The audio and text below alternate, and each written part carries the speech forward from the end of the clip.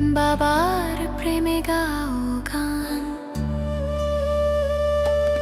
জ্ঞান রত্ন নাও তুলে, দুঃখ সব যাও ভুলে, এসো করি মন্থন, ছিড়বে মায়ার বন্ধন। ওম শান্তি। প্রিয় রুহানি ভাই বোনেরা, আজ ২২ এপ্রিল ২০২৬-এর মধুর মুরলী মন্থনে আপনাদের অনেক অনেক স্বাগত। ওম শান্তি। আজ বাবা আমাদের অন্তরের তৃষ্ণা মিটিয়েছেন। একদম। মানে আজকের এই মহাবাক্যের গভীরতায় গেলে সত্যিই অনুভব হয় যে কত সূক্ষ্মভাবে পরম শান্তিকে আমাদের চিরস্থায়ী সঙ্গী করে তোলার রাস্তা দেখানো হয়েছে। এটা তো শুধু একটা লাইন নয়, এটা বাবার চূড়ান্ত সত্য বচন। মিষ্টি বাচ্চারা, তোমরা বাবার স্মরণে অ্যাকিউরেট যদি থাকো, তবে তোমাদের চেহারা সদা ঝলমলে হাসি খুশি থাকবে। হ্যাঁ, এই অ্যাকিউরেট বা নিখুঁত শব্দটার মধ্যেই আসলে সম্পূর্ণ বিজ্ঞানটা লুকিয়ে আছে। মানে সাধারণ দৃষ্টিতে তো স্মরণ বলতে মনে হয় চোখ বন্ধ করে শুধু আসনে বসে থাকা, তাই না? কিন্তু সেটা তো শুধু একটা শারীরিক ভঙ্গিমা। ঠিক। বাবার মহাবাক্যের গভীরে গেলে স্পষ্ট হয় যে অ্যাকিউরেট স্মরণ মানে আত্মার সাথে পরমাত্মার একেবারে নিরবচ্ছিন্ন নিখুঁত একটা কানেকশন। এটাকে অনেকটা লেজার রশ্মির মতো ভাবা যেতে পারে। লেজার রশ্মি। হ্যাঁ, মানে সাধারণ আলো তো চারিদিকে ছড়িয়ে পড়ে, তাই তার শক্তি কমে যায়। কিন্তু লেজারের আলো একটা নির্দিষ্ট বিন্দুতে নিবদ্ধ থাকে বলে তা ভীষণ শক্তিশালী হয়। বুদ্ধির আলোটাও যখন সংসারের এদিক ওদিক না ঘুরে কেবল শিব বাবার দিকে একমুখী হয়ে যায়, সেটাই হলো অ্যাকিউরেট স্মরণ। আর এই একমুখী অবস্থার সাথেই অতীন্দ্রিয় সুখের সরাসরি সম্পর্ক। আজকে দুনিয়ায় তো সবাই বাইরের বস্তু বা সম্পর্কের মধ্যে সুখ খুঁজছে। একদম। আর এই বাইরের স্থূল আকর্ষণগুলো কিন্তু আত্মাকে ভেতর থেকে আরও ক্লান্ত করে দিচ্ছে। কারণ বাবা যে অতীন্দ্রিয় সুখের কথা বলছেন, তা তো ইন্দ্রিয়ের সীমানা সম্পূর্ণ বাইরের জিনিস। ঠিক তাই। মানে এই অতীন্দ্রিয় সুখ হল আত্মার একদম আদি অবস্থা, যেখানে কোনো বাইরের উদ্দীপক বা লৌকিক মোটিভেশনের দরকারই হয় না। বর্তমান যুগের সাময়িক আনন্দের জন্য ডিজিটাল দুনিয়া বা গ্যাজেটের ওপর যে নির্ভরশীলতা তৈরি হয়েছে, যেটা মস্তিষ্কে শুধু ক্ষণস্থায়ী ডোপামিন রিলিজ করে, বাবার দেওয়া অতীন্দ্রিয় সুখ কিন্তু তার থেকে সম্পূর্ণ আলাদা। এটা হলো আত্মার নিজস্ব চার্জিং সিস্টেম। আর এই চার্জিং বা অ্যাকুরেট কানেকশন যদি না থাকে, তার একটা গভীর পরিণতিও আছে। হ্যাঁ, গভীর পরিণতি। কারণ এই কানেকশন না থাকলে লৌকিক দুনিয়ার সমস্ত বোঝা, সংসারের চিন্তা, ব্যবসার হিসেব নিকেশ, এই সব কিছুর ছাপ সরাসরি চেহারায় ফুটে উঠবে। মানে আত্মার যে নিজস্ব একটা তেজ আছে, একটা স্বাভাবিক ঝলমলে ভাব, সেটা পুরোপুরি হারিয়ে যায়। ব্রাহ্মণ জীবনে এমন অনেক আত্মার দৃষ্টান্ত সামনে আসে, যাদের চেহারায় বাইরের কোনো প্রসাধন নেই, জীবনযাপন একদম সাধারণ, কিন্তু শুধুমাত্র গভীর যোগবলের কারণে তাদের মুখমণ্ডল সদা প্রফুল্ল আর হাসি খুশি থাকে। একদম। আর সেই ঝলমলে চেহারা দেখে সেই শান্ত ভাইব্রেশন অনুভব করে চারপাশের অশান্ত দুঃখী আত্মারাও অদ্ভুত একটা শান্তি পায়। এটাই হলো অন্তরের সেই পবিত্রতার আসল প্রতিফলন। ভেতর থেকে বাইরের রূপকে আলোকিত করে দেওয়াই তো এই স্মরণের প্রাপ্তি। হ্যাঁ, যখন আত্মা পরম পবিত্রতার সাগরে ডুবে থাকে, তখন তার ভেতরের সমস্ত গ্লানি, ভয় আর দুশ্চিন্তা একেবারে ধুয়ে যায়। আর সেই পরিচ্ছন্ন আত্মার আলোই চেহারায় এক ঐশ্বরিক আভা নিয়ে আসে। তখন আলাদা করে হাসি খুশি থাকার কোনো অভিনয় করতে হয় না আর কি, সেটা আত্মার স্বভাবই হয়ে দাঁড়ায়। বাবা, আজ প্রশ্নটাও কত গভীর করেছেন। হ্যাঁ, প্রশ্নটার ভেতরেই অনেক রহস্য আছে। স্মরণে বসার বিধি কি, তথা তার থেকে কি কি লাভ হয়? এই প্রশ্নের উত্তরে বাবা যে যুক্তি বা পদ্ধতির কথা বলেছেন, মানে সেটা সত্যি অত্যন্ত সূক্ষ্ম এবং বুদ্ধিকে অন্তর্মুখী করে দেওয়ার মতো। হুম। বাবা স্পষ্ট বলছেন যে স্মরণে বসার সময় বুদ্ধি থেকে সব কেজো কথাবার্তার জটিলতা একেবারে ভুলে যেতে হবে। নিজেকে শুধু দেহি বা আত্মা মনে করতে হবে। এই যে দেহ আর দেহের সম্বন্ধ, এটা একটা বিশাল বড় জাল। এই জালটাকে পুরোপুরি গিলে ফেলে দেহ অভিমানের ঊর্ধ্বে চলে যাওয়ার নির্দেশ দিয়েছেন বাবা। শুধু উত্তরটা পড়লেই তো হবে না, এর পেছনের প্রক্রিয়াটা বুঝতে হবে। ঠিক। লৌকিক সংসারের কাজ, সম্পর্কের টানাপড়েন, এগুলোই হলো বুদ্ধির মধ্যে তৈরি হওয়া জটিলতা। আর এই জাল থেকে বেরোনোর জন্য বাবা মাকড়সার জালের যে অপূর্ব উদাহরণটা দিয়েছেন সেটা ভাবলে অবাক হতে হয়। মাকড়সার জালের উদাহরণটা সত্যিই খুব তাৎপর্যপূর্ণ। একটা মাকড়সা যেমন নিজের ভেতর থেকেই জাল বোনে, আবার প্রয়োজন শেষে সেই জাল নিজেই গিলে ফেলে। একদম। আমাদের আত্মাকেও ঠিক তেমনই করতে হবে। মানে এই ৮৪ জন্মের দীর্ঘ যাত্রায় আমরা আত্মারা শরীর, কাকা, মামা, চাচা, গুরু, পদমর্যাদা, ব্যাংক ব্যালেন্স এইসব দেহের সম্বন্ধের এক বিশাল জাল নিজেরাই বিস্তার করেছি। এই জাল তো বাইরের কেউ এসে আমাদের ওপর চাপিয়ে দেয়নি। না, আমরা নিজেরাই আমার বা মমত্বের সুতো দিয়ে এটা বুনেছি। হ্যাঁ, আমার ছেলে, আমার বাড়ি, আমার সম্মান এগুলোই হলো সেই জালের এক একটা সুতো। বাবা বোঝাচ্ছেন, স্মরণে বসার সময় এই সম্পূর্ণ জালটাকে গুটিয়ে নিতে হবে, গিলে ফেলতে হবে। অর্থাৎ শারীরিক দায়িত্ব হয়তো পালন করা হচ্ছে, কিন্তু মানসিকভাবে সেই আমার ভাবটাকে সম্পূর্ণ প্রত্যাহার করে নিতে হবে। আর এই জাল গিলে ফেলার পদ্ধতিতেই বাবা একটা গভীর ধারণার কথা বলেছেন। আমি মরলে আমার কাছে দুনিয়াও মৃত। জ্যান্ত অবস্থাতেই মরে যাওয়ার অনুভব। এটা কতটা বৈরাগ্য নিয়ে এলে তবে সম্ভব? ভীষণ বৈরাগ্য দরকার। এই জ্যান্ত মরে যাওয়ার অনুভবটা কিন্তু অত্যন্ত প্র্যাকটিক্যাল একটা বিষয়। ধরুন, যখন একজন মানুষ শরীর ছাড়ে, তখন তার ব্যাংক অ্যাকাউন্টে কত টাকা আছে, কে তার প্রশংসা করছে বা কে অপমান করছে, এই সব কিছুই তার কাছে অর্থহীন হয়ে যায়। সে এই লৌকিক জগতের সব কিছু ভুলে যায়। বাবা আমাদের বলছেন, শ্বাস চলতে চলতেই, কর্মক্ষেত্রে বসে থেকেই সেই অশরীরী অবস্থার প্র্যাকটিস করতে হবে। কারণ যদি এই স্মরণের যাত্রায় অ্যাকিউরেট না হওয়া যায়, তাহলে আত্মার ওপর জন্ম জন্মান্তর ধরে জমা হওয়া যে জং বা মরিচা, সেটা কোনোদিন পরিষ্কার হবে না। জং বা মরিচার এই ধারণাটাও আত্মার পতনকে খুব সুন্দরভাবে বোঝায়। আত্মা যখন পতিত হয় তখন তার মধ্যে খাদ মিশে যায়। আসল সোনা তখন আর খাঁটি থাকে না। একদম তাই। তামার পাত্রে বা লোহার জিনিসে যেমন আবহাওয়ার প্রভাবে জং ধরে, আত্মাতেও তেমনি দেহ অভিমানের কারণে খাদ মিশেছে। পতিত পাবন বাবার ডাইরেকশন এবং স্মরণের আগুন, এই দুটো ছড়া খাদ বের করার বা এই মরিচা কাটার আর কোনো দ্বিতীয় উপায় নেই। লৌকিক দুনিয়াতেও তো সোনার সাথে খাদ মিশে গেলে একমাত্র আগুনের উত্তাপে সেই খাদ পুড়িয়ে সোনাকে আবার খাঁটি করা যায়। হ্যাঁ, আর বাবার স্মরণ হলো সেই আধ্যাত্মিক আগুন। মানে এই আগুন যত তীব্র হবে, আত্মার ভেতরের তামসিকতা, পুরনো সংস্কার আর মোহ তত দ্রুত পুড়ে ছাই হয়ে যাবে। একমাত্র বাবার স্মরণই আত্মাকে আবার শতপ্রধান করে তুলতে পারে। বাবা যখন এই অশরীরী অবস্থা এবং স্মরণের যাত্রার ব্যাপারে বলেন, তখন বোঝা যায় উনি আমাদের কত স্নেহ করেন। এই স্নেহের ভাষা সত্যি অতুলনীয়। বাবার এই নির্দেশনার গভীরে গেলে দেখা যায়, অশরীরী অবস্থা কোনো অবাস্তব কল্পনা বা শুধুমাত্র হিমালয়ের গুহায় বসে থাকার মতো তাত্ত্বিক কথা নয়। এটা অত্যন্ত বাস্তব, প্রতিদিনের জীবনে প্রয়োগ করার মতো একটা স্থিতি। হুম। বাবা মুরলীতে একটা অসাধারণ উদাহরণ দিয়ে বুঝিয়েছেন যে কিভাবে কর্মক্ষেত্র থেকেও এই স্থিতি অর্জন করা যায়। বাবা বলছেন, অফিসেও একটু আধুটু টাইম পাওয়া যায়। বাচ্চারা বাবাকে লেখে, অফিসের চেয়ারে বসলেই আমি বাবা স্মরণে বসে যাই। অফিসার এসে দেখে এ তো বসে বসেই হারিয়ে গেছে, অর্থাৎ অশরীরী হয়ে গেছে। চোখ খোলা থাক বা বন্ধ, শারীরিক জগতে বা কর্মক্ষেত্রে উপস্থিত থেকেও আত্মা সম্পূর্ণ ডিট্যাচড বা মোহমুক্ত হয়ে যায়। ঠিক। সে যেন এই জগতের নয়, অন্য কোনো জগতের বাসিন্দা। বাবার অসীম প্রেমে হারিয়ে যাওয়ার এই অনুভবই তো আসল যোগ। হ্যাঁ, আর এখানে আসে কর্মযোগী হওয়ার আসল রহস্য। মানে কাজ ছেড়ে দেওয়াটা বাবার শিক্ষা নয়, বরং কাজের প্রতি যে আসক্তি বা ফলাফলের প্রতি যে উদ্গ্রীবতা, সেটা ছেড়ে দেওয়াটাই হলো অশরীরী হওয়া। অফিসে যখন প্রবল চাপ, তখন এই স্থিতিতে থাকা আত্মা বুঝতে পারে যে সে শুধু একজন ট্রাস্টি বা নিমিত্ত হয়ে তার পার্ট বা অভিনয় করছে। এই সংসারের নাটক তার আসল পরিচয় নয়। আর যদি এই অশরীরী অবস্থার অভ্যাস না থাকে, তাহলে তার পরিণতি কি হবে?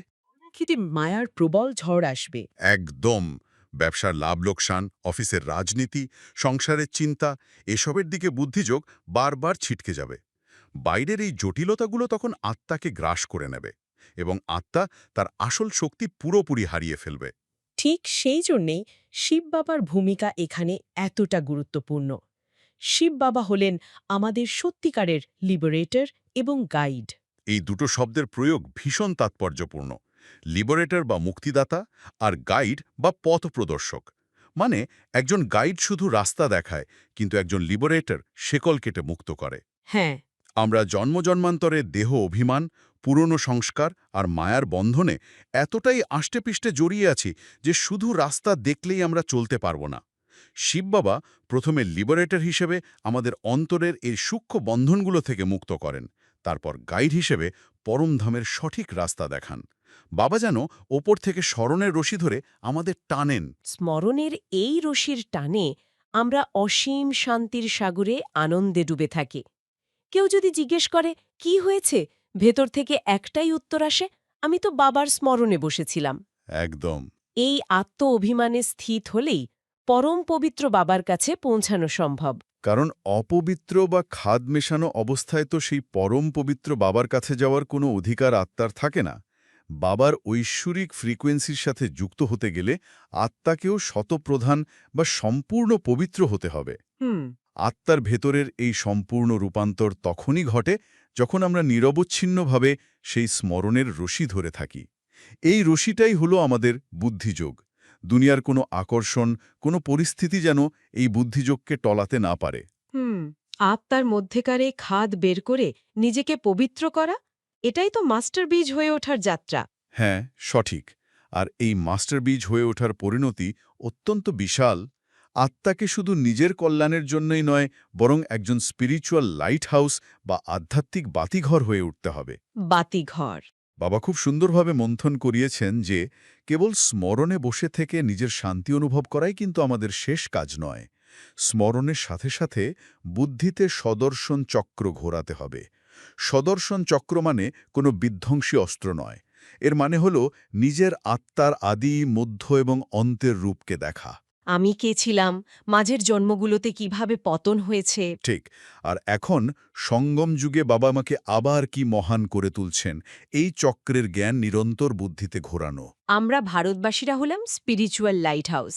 একটা লাইট হাউস যেমন সমুদ্রের ধারে স্থির দাঁড়িয়ে থেকে দিগ্ভ্রান্ত জাহাজগুলোকে সঠিক পথ দেখায়, হ্যাঁ, ঠিক তেমনি অজ্ঞান অন্ধকারে নিমজ্জিত আত্মাদের মুক্তি এবং জীবন মুক্তির রাস্তা দেখানোই হলো আমাদের কাজ।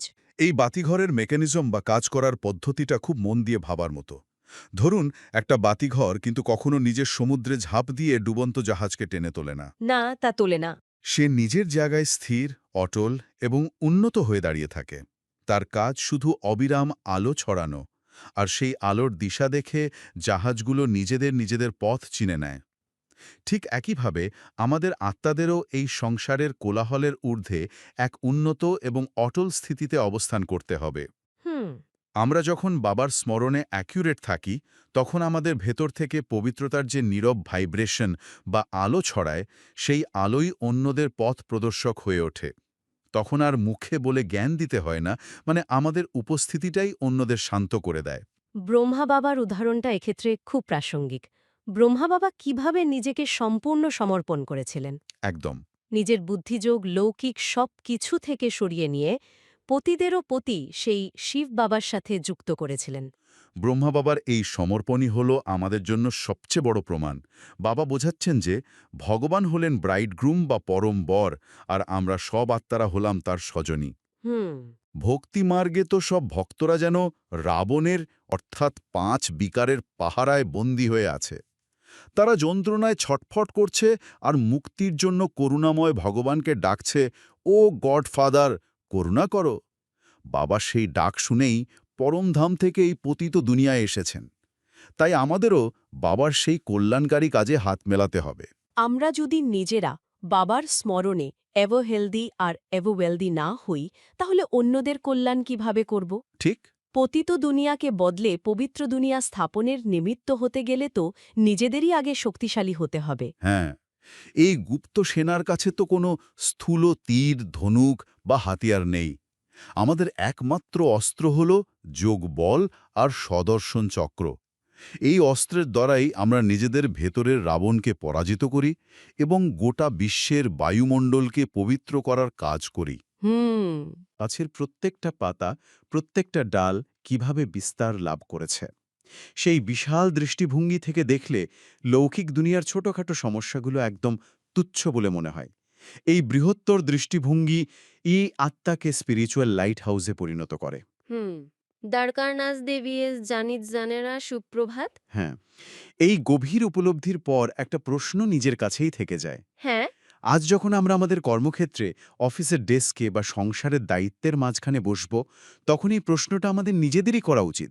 আমি কি সেই মাকড়সা যে নিজেরই তৈরি করা জাগতিক জালে ফেসে গিয়ে ছটফট করছে, নাকি আমি সেই স্পিরিচুয়াল লাইট হাউস যে সমস্ত কোলাহলের ঊর্ধ্বে স্থির দাঁড়িয়ে বাবার পবিত্র আলো গোটা বিশ্বের দিগ্ভ্রান্ত আত্মাদের দিকে ছড়িয়ে দিচ্ছে? এই ছোট্ট একটা প্রশ্ন আমাদের পুরো দৃষ্টিভঙ্গি পাল্টে দিতে পারে। মিষ্টি মিষ্টি হারানিধি বাচ্চাদের প্রতি মাতাপিতা বাপদাদার স্মরণের স্নেহসুমন আর সুপ্রভাত। আত্মিক পিতা তার আত্মারূপী বাচ্চাদেরকে জানাচ্ছেন নমস্কার। বাবারই ভালোবাসা পেয়ে মন ভরে গেল। বাবার এই ভালোবাসার শক্তি নিয়েই চলুন ধারণার দিকে এগোই। বাবা শ্রীমৎ যদি আমরা একটু মনোযোগ দিয়ে দেখি, ধারণার জন্য মুখ্য সারের প্রথম পয়েন্টে আজ বাবা বলেছেন, বাবার প্রতিটি ডাইরেকশনে চলে নিজের উন্নতি করতে হবে, এক বাবার সাথে সত্যিকারের প্রীতি রাখতে হবে, স্মরণে থেকেই খাবার প্রস্তুত করতে হবে, খেতে হবে। এই কথাগুলো শুনতে তো খুব সরল মনে হয়, তাই না? স্মরণে থেকে খাবার প্রস্তুত করা। কিন্তু একটু বাস্তবতার নিরিখে চিন্তা করা যাক। হ্যাঁ, বাস্তবে প্রয়োগ করাটাই তো আসল। ঠিক, ধরুন সকাল ৮টা বাজে, একদিকে প্রেসার কুকারের সিটি বাজছে, অন্যদিকে বাচ্চাদের স্কুলে যাওয়ার তাড়া। আর নিজেরও তো অফিসে বেরোনোর সময় হয়ে গেছে। একদম। আর মাথায় হয়তো ঘুরছে বসের দেওয়া কোনো ডেডলাইন। মানে ঠিক সেই চরম ব্যস্ততার মুহূর্তে যখন মনের ভেতরে একটা ঝড় চলছে, তখন কিভাবে এক বাবার সাথে সত্যিকারের প্রীতি অনুভব করা সম্ভব? এটা বেশ কঠিন। হ্যাঁ, আর সত্যিই যদি মন বিক্ষিপ্ত থাকে, মানে ওই বিরক্তি বা রাগের মধ্যে, তাহলে সেই খাবারের ওপর তার কি প্রভাব পড়ে? প্রভাবটা কিন্তু সাংঘাতিক। মানে আমরা আধ্যাত্মিক বিজ্ঞানে তো জানি যে যেমন অন্ন তেমন মন। ও আচ্ছা, হ্যাঁ, এটা শুনেছি। আসলে রান্নাঘরে যখন কেউ খাবার তৈরি করেন না, তখন তার মনের অবস্থা, তার ভেতরের ভাইব্রেশন সরাসরি সেই খাবারের প্রতিটি অণুর মধ্যে মিশে যায়। জলের তো একটা নিজস্ব স্মৃতি বা মেমোরি আছে। আচ্ছা, মানে ওই তাড়াহুড়ো বা রাগের এনার্জিটা খাবারে চলে যাচ্ছে। ঠিক তাই। যখন খুব বিরক্তি বা রাগের মধ্যে খাবার তৈরি করা হয়, তখন সেই নেতিবাচক শক্তি খাবারের মধ্যে প্রবেশ করে যায়। আর সেই খাবার যখন পরিবারের সদস্যরা গ্রহণ করে, তখন তাদের মনেও সেই একই অস্থিরতা তৈরি হয়। বাপরে! হ্যাঁ, তখন হয়তো দেখা যায় কোনো কারণ ছাড়াই পরিবারের তর্ক-বিতর্ক শুরু হয়ে গেছে। তার মানে সংসারের অনেক অশান্তির মূল কারণ আসলে লুকিয়ে আছে ওই রান্নার মুহূর্তের মানসিক অবস্থার মধ্যে। হুম, এটা তো একটা বিশাল উপলব্ধি। একদম। কিন্তু এর সমাধান কি? মানে ওই সকালের ব্যস্ততা তো আর কমে যাবে না। তার মধ্যে কিভাবে শান্ত থাকা যায়? এখানেই বাবার ডাইরেকশনে চলার আসল পুরুষার্থ। দেখুন, ব্যস্ততা তো থাকবেই, কিন্তু তার মধ্যে মনকে একটু আলাদা রাখতে হবে। কিভাবে?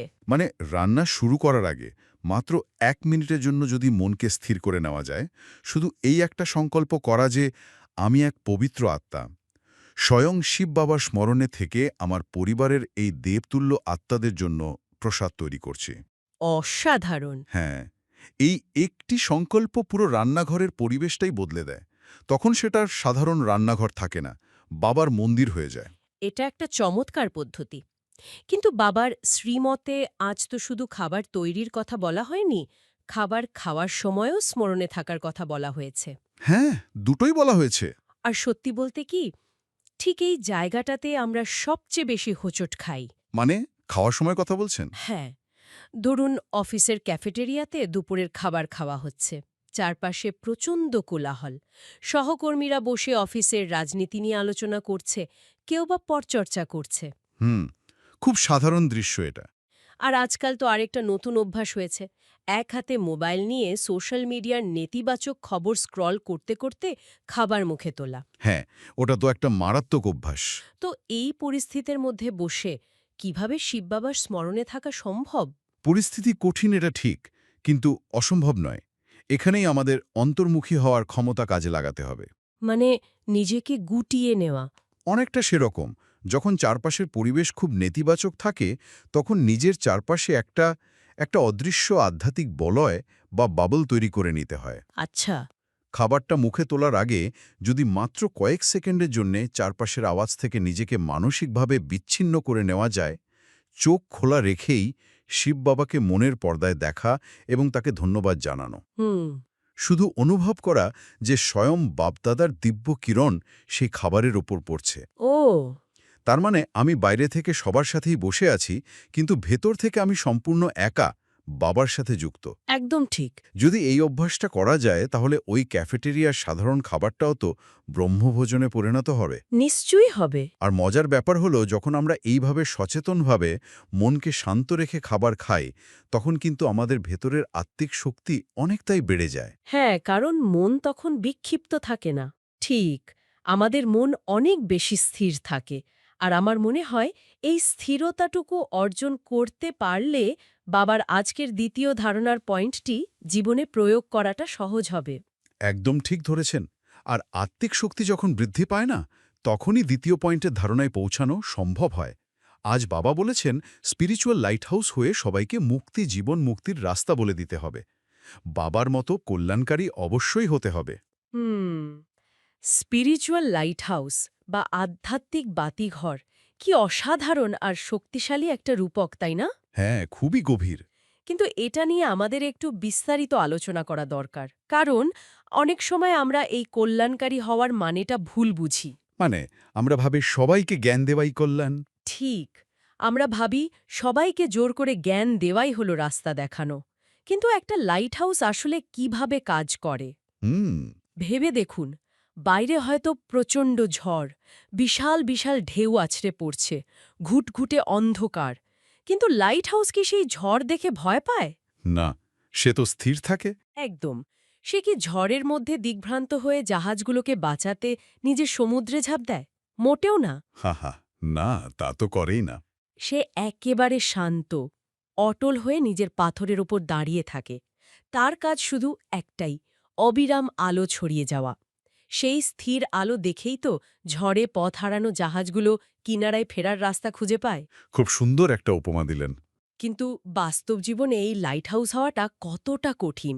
ধরুন, অফিসে একটা খুব গুরুত্বপূর্ণ মিটিং চলছে, পরিবেশ মারাত্মক উত্তপ্ত, সবাই একে অপরের দোষ ধরছে। হ্যাঁ, কর্পোরেট জগতে তো এমন হরহামেশাই হয়। আর কেউ হয়তো সরাসরি আমাকেই আক্রমণ করে কথা বলছে। সেই মুহূর্তে আমার স্বাভাবিক প্রবৃত্তি বা ইনস্টিংক্ট কি হবে? নিজেকে বাঁচানো। হ্যাঁ, নিজেকে বাঁচানো, পাল্টা আক্রমণ করা বা গলা উঁচিয়ে তর্ক করা। তো ঠিক সেই মুহূর্তে কিভাবে লাইটহাউস হওয়া যায়? দেখুন, সাধারণ স্তরে থাকলে মানুষ তো ঠিক সেটাই করবে, কারণ তখন মানুষের অহংকার আহত হয়। একদম। কিন্তু একজন ব্রাহ্মণ আত্মা, যিনি লাইট হাউস, তিনি জানেন যে এই উত্তপ্ত বাক্যবিনিময় বা এই যে আক্রমণ, এগুলো আসলে ওই মানুষগুলোর ভেতরের কষ্ট, ভয় আর অস্থিরতার প্রকাশ। মানে তারা ওই ঝড়ে পড়া জাহাজের মতো। ঠিক তাই, তারা ঝড়ের মধ্যে থাকা জাহাজের মতো টালমটাল। সেই মুহূর্তে যদি আমিও তর্কে জড়িয়ে পড়ি, তার মানে তো আমি লাইট হাউস থেকে ঝাঁপ দিয়ে ওই ঝোড়ো সমুদ্রে ডুবে গেলাম। বাপরে, কথাটা তো খুব সত্যি। এর বদলে একজন কল্যাণকারী আত্মা সেই মুহূর্তে সম্পূর্ণ নীরব থেকে অন্তরে শিব বাবার সাথে যুক্ত হবেন। আচ্ছা, একটু থামাই এখানে। নীরব থাকা মানে কি সব অন্যায় মুখ বুজে সহ্য করা?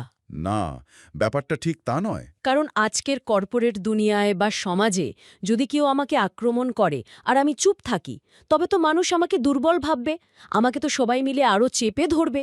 এই দুর্বলতার ভয়টাকে কিভাবে কাটানো যায়? এখানেই তো আধ্যাত্মিকতার সবচেয়ে বড় রহস্য লুকিয়ে আছে। চুপ থাকা মানে কিন্তু দুর্বলতা নয়, বরং এটি হলো শক্তির সবচেয়ে বড় স্তর। শক্তির সবচেয়ে বড় স্তর? হ্যাঁ, আপনি ভয়ে চুপ নেই, আপনি স্থিরতা থেকে চুপ আছেন। আপনি যখন ভেতর থেকে শিব বাবার শক্তির সাথে যুক্ত থাকেন না, তখন আপনার মন থেকে একটা অত্যন্ত শান্ত এবং পবিত্র ভাইব্রেশন চারপাশের পরিবেশে ছড়িয়ে পড়ে। আচ্ছা। আপনি মনে মনে সেই রাগান্বিত মানুষগুলোর প্রতিও শুভকামনা পাঠাতে থাকেন, এরা শান্ত হোক, এদের কল্যাণ হোক। এই যে বাবার মতো কল্যাণকারী হওয়ার অনুভূতি, এটা একেবারে ম্যাজিকের মতো কাজ করে। মানে ভাইব্রেশনটা কাজ করে। একদম। দেখবেন আপনার এই অটল এবং শান্ত অবস্থা ধীরে ধীরে পুরো মিটিং রুমের উত্তপ্ত পরিবেশকে ঠান্ডা করে দিচ্ছে। মানুষ আপনার এই প্রতিক্রিয়া দেখে অবাক হয়ে যাবে। ওয়াও! আর ঠিক এইভাবেই আমরা তাদের মুক্তি এবং জীবন মুক্তির রাস্তা দেখাতে পারি। কোনো বড় বড় জ্ঞানের কথা বলে নয়, বরং চরম অস্থিরতার মাঝেও এই যে নিজের শান্ত স্বরূপে স্থির থাকার প্রমাণ, এটাই হলো আসল রাস্তা দেখানো। একদম সঠিক উপলব্ধি। তখন অন্য আত্মারা অনুভব করবে যে বাহ, এমনও তো থাকা যায়। তখনই তারা এই আচরণের মাধ্যমে বাবার পরিচয় পাবে। আর এই যে অটল থাকার কথা আমরা বলছি, এটা কিন্তু সরাসরি আজকের বরদানের সাথে যুক্ত। ঈশ্বরীয় মর্যাদায় শান স্থির থেকে প্রতিটি কর্মকে চমৎকার করে তোলা, সকল দুশ্চিন্তা থেকে মুক্ত ভব। এটা শুধু বরদান নয়, এটা বাবার দেওয়া একটা বড় দায়িত্ব। হ্যাঁ, বাবা বরদানকে আরও বিস্তৃত করে বলেছেন, সর্বদা এই ঈশ্বরীয় মর্যাদায় অবস্থান করো যে আমি হলাম বাপদাদার নয়নের মণি। আমার এই নয়নে বা নজরে কোনো জাগতিক বস্তু স্থান পেতে পারে না। হুম। এই মর্যাদায় থাকলে ভিন্ন ভিন্ন প্রকারের দুশ্চিন্তা নিজে থেকেই সমাপ্ত হয়ে যাবে। কোনো রকম কমপ্লেন থাকবে না। যে যত নিজের উচ্চ মর্যাদায় স্থির থাকে সে সহজেই মান প্রাপ্ত করে থাকে, আর তার প্রতিটি কর্মই চমৎকার হয়। আমি বাপদাদার নয়নের মণি, এই একটা বাক্য যদি আমরা সত্যিই উপলব্ধি করতে পারি, তাহলে তো জীবনের কোনো ভয়ই আর থাকতে পারে না। একদমই তাই। মানে চোখের মণি কতটা সুরক্ষিত থাকে তা তো আমরা জানি। চোখের পাতা সবসময় তাকে বাইরের ধুলোবালি বা আঘাত থেকে রক্ষা করে। ঠিক তেমনি স্বয়ং ঈশ্বর বাপদাদা আমাকে তার চোখের মণি করে রেখেছেন। ঠিক। তো এই ঈশ্বরীয় মর্যাদা বা শানে স্থির থাকলে কোনো জাগতিক দুশ্চিন্তা তো আমাদের স্পর্শ করতে পারার কথা নয়। কিন্তু বাস্তবটা তো বেশ কঠিন। হ্যাঁ, পরীক্ষায় তো পড়তে হয়। জীবনে যখন সত্যি সত্যি কোনো বড় সংকট আসে, ধরুন হঠাৎ করে চাকরি চলে গেল, বা ডাক্তার জানালো শরীরে কোনো মারাত্মক রোগ বাসা বেঁধেছে, অথবা পরিবারের সবচেয়ে কাছের মানুষটা চরম বিশ্বাসঘাতকতা করল, খুব কঠিন পরিস্থিতি এগুলো। তখন এই আমি নয়নের মণি অনুভূতিটা ধরে রাখা কতটা সম্ভব? তখন তো ভেতর থেকে ঘাবড়ে গিয়ে ওই অভিযোগ বা কমপ্লেন বেরোতে শুরু করে যে আমার সাথেই কেন এমন হলো, ভগবান কি দেখতে পাচ্ছেন না? আসলে এই যে অভিযোগ বা কমপ্লেন, বাবা কিন্তু ঠিক এই জায়গাটাতেই আজ আঘাত করেছেন। মানে বাবা বলেছেন, এই ঈশ্বরীয় মর্যাদায় থাকলে কোনো রকম কমপ্লেন থাকবে না। কেন থাকবে না? কারণ যখন আপনি সত্যি সত্যি অনুভব করবেন যে আপনি বাপদাদার নজরে আছেন, তখন আপনি এটাও জানবেন যে আপনার জীবনে যাই ঘটছে তার পেছনে নিশ্চয়ই কোনো পরম কল্যাণ লুকিয়ে আছে। হো, মানে একটা গভীর বিশ্বাস কাজ করবে। ঠিক। পরিস্থিতি বাইরের দিক থেকে যতই ভয়ানক মনে হোক না কেন, আত্মা তখন জানে যে সে সুরক্ষিত। এর মানে হলো পরিস্থিতি হয়তো বদলাবে না, কিন্তু পরিস্থিতিকে দেখার যে দৃষ্টিভঙ্গি সেটা বদলে যাবে। একদম। মেডিকেল রিপোর্ট হয়তো বদলাবে না, কিন্তু সেই রোগের ভয়টা আর থাকবে না। আর এই ভয় বা দুশ্চিন্তা যখন মন থেকে চলে যায়, তখন আমরা সেই সংকট মোকাবেলার জন্য যে কর্মগুলো করি তা অত্যন্ত নিখুঁত হয়। হ্যাঁ, শান্ত মনে কাজ করলে সেটাই হয়। দুশ্চিন্তাগ্রস্ত মন নিয়ে কোনো কাজ করলে তো তাতে ভুল হওয়ার সম্ভাবনা থাকে, কিন্তু শান্ত মন নিয়ে করা প্রতিটা কাজ আপনা আপনি চমৎকার হয়ে ওঠে।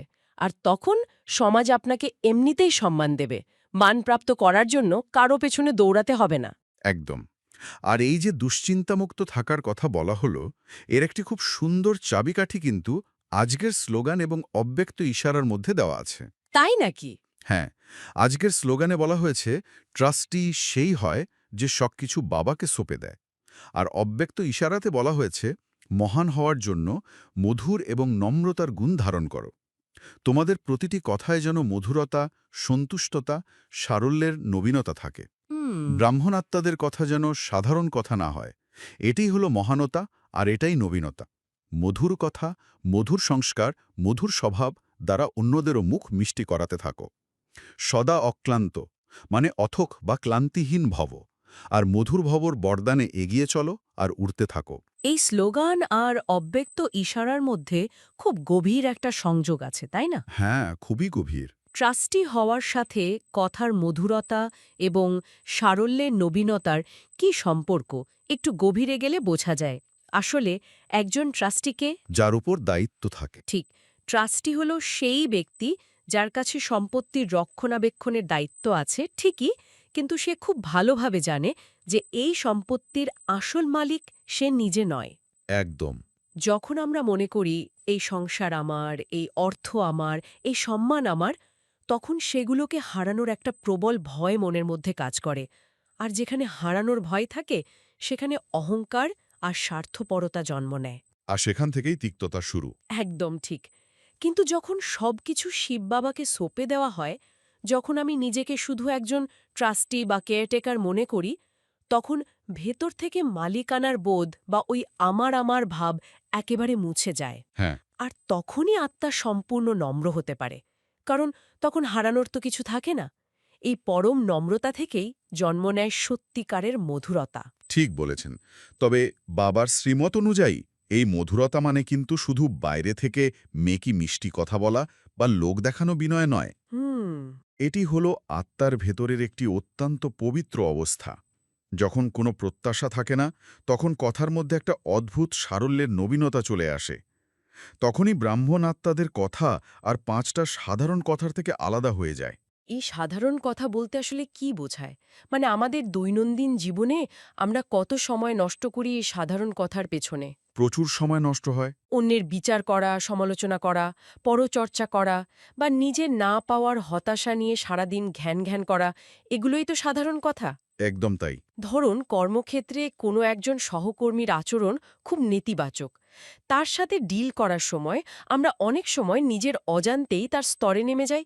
আমরাও হয়তো অন্যদের সাথে মিলে তার নামে সমালোচনা শুরু করি। হ্যাঁ, প্রভাবিত হয়ে যায়। কিন্তু বাবা আজ ইশারা দিচ্ছেন সারল্যের নবীনতা ধারণ করতে। এর মানে হল সেই নেতিবাচক মানুষের সামনেও আমাদের কথা হবে সম্পূর্ণ মধুর এবং সরল। তার নেতিবাচকতায় প্রভাবিত না হয়ে বরং নিজের মধুর স্বভাব দিয়ে তাকে পরিবর্তন করার চেষ্টা করতে হবে। আর বাবা বলেছেন, অন্যদের মুখ মিষ্টি করাতে থাকো। এর অর্থ শুধু মিষ্টি খাওয়ানো নয়, বরং নিজের মিষ্টি কথা আর স্বভাব দিয়ে অন্যের মনের তেতো ভাব দূর করা। আর সবচেয়ে বড় রহস্য হল, এই মধুরতার মাধ্যমেই আত্মা অক্লান্ত বা ক্লান্তিহীন হয়ে ওঠে। এটা একটা দারুণ পয়েন্ট। আমরা সাধারণত ভাবি সারাদিন শারীরিক পরিশ্রম করলেই বোধহয় আমরা ক্লান্ত হয়ে যাই। কিন্তু আসলে তা নয়। একদমই না। একটু খেয়াল করলে দেখবেন শরীর ততটা ক্লান্ত হয় না যতটা মন ক্লান্ত হয় নেতিবাচক চিন্তায় আর ওই সাধারণ কথাবার্তায়। হ্যাঁ, এনার্জি ড্রেন হয়ে যায়। ওই মানসিক ঘর্ষণ বা মেন্টাল ফ্রিকশন আমাদের সবচেয়ে বেশি এনার্জি শুষে নেয়। কিন্তু যখন আপনি ট্রাস্টি হয়ে যান, আপনার কোনো অহংকার থাকে না, আপনি শুধু সারাদিন অন্যের মুখ মিষ্টি করানোর ব্রত নিয়ে চলেন, তখন সেই মানুষগুলোর ভেতর থেকে যে নীরব দোয়া বা শুভকামনা বেরোয় না, তা আপনার আত্মাকে সম্পূর্ণ রিচার্জ করে দেয়। একদম ঠিক। তখন মনে হয় যেন ডানা মেলে উঠছি, জাগতিক কোনো ক্লান্তি আর স্পর্শ করতে পারে না। তো আজ বাবা আমাদের স্মরণের যাত্রা থেকে হাসি খুশি থাকার স্মৃতি দেওয়ালেন এবং শেষে ঈশ্বরীয় মর্যাদায় স্থিত থেকে সকল দুশ্চিন্তা থেকে মুক্ত বরদান দিয়ে বিদায় নিলেন। আসুন আমরা সবাই আমাদের সমস্ত কাজ, সমস্ত বাহ্যিক চিন্তা কিছুক্ষণের জন্য থামিয়ে দিই, নিজেকে সম্পূর্ণ হালকা অনুভব করি। আমি এই সংসারের সমস্ত কোলাহল, সমস্ত ব্যস্ততা থেকে নিজেকে গুটিয়ে নিচ্ছি। আমি একটি শান্ত, পবিত্র, চৈতন্য জ্যোতির্ময় আত্মা। আমার অবস্থানে ভ্রুকুটির ঠিক মাঝখানে। আমি অনুভব করছি পরম পিতা শিব বাবা, আমার বাপদাদা, তার দিব্য কিরণ আমার উপর বর্ষণ করছেন। বাবার সেই শক্তিশালী সোনালি আলো আমার আত্মার প্রতিটি কোণায় প্রবেশ করছে। আমি অনুভব করছি সেই অসীম ঈশ্বরীয় মর্যাদা। আমি হলাম বাপদাদার নয়নের মণি। স্বয়ং ভগবান আমাকে তার চোখের মণিতে অত্যন্ত সুরক্ষিত করে রেখেছেন। এই উপলব্ধির সাথে সাথে আমার ভেতরে সমস্ত ভয়, সমস্ত অভিযোগ, সমস্ত জাগতিক দুশ্চিন্তা গলে যাচ্ছে। কোনো জাগতিক কষ্ট, কোনো নেতিবাচক পরিস্থিতি আমাকে আর স্পর্শ করতে পারে না। আমি সম্পূর্ণ দুশ্চিন্তামুক্ত এক রাজকীয় মর্যাদা সম্পন্ন আত্মা। আমার চারপাশের পৃথিবীর শান্ত, আমার মন সম্পূর্ণ স্থির। বাপদাদার স্নেহের চাদরে আমি চিরকালের জন্য সুরক্ষিত। আসুন বাবার সামনে প্রতিজ্ঞা করি, আমি বাপদাদার নয়নের মণি, সকল দুশ্চিন্তা থেকে মুক্ত এক ঈশ্বরীয় মর্যাদা সম্পন্ন আত্মা। কমেন্টে লিখুন দুশ্চিন্তা মুক্ত। ওম শান্তি। ওম শান্তি।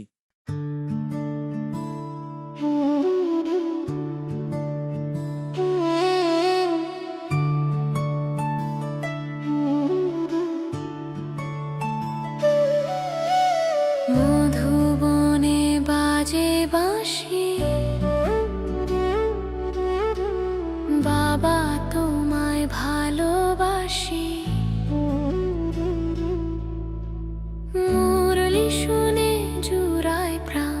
বাবার প্রেমে গাও গান জ্ঞান